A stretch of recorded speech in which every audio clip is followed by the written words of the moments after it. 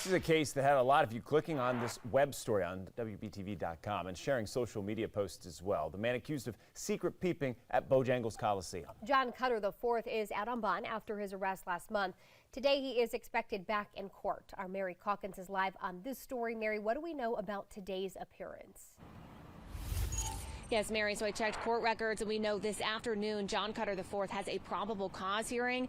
Now that means prosecutors will get an opportunity to try to convince the judge that there is enough evidence to believe the 7 counts of felony secret peeping are valid. Now police arrested Cutter after a father complained the man was taking inappropriate videos of both minors and adults in a bathroom at Bojangles Coliseum. Police say after they identified Cutter as a suspect, they found a recording device with several videos of children on it.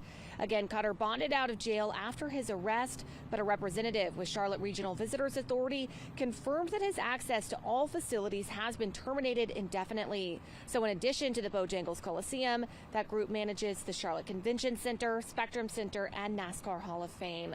Now, after the arrest, WBTV learned Cutter was he was previously a registered sex offender, but about a decade ago, a judge agreed to let him take his name off that list. Now, of course, WBTV will be monitoring that court appearance, and we will let you know what happens. Reporting live in Charlotte, Mary Calkins, WBTV, on your side.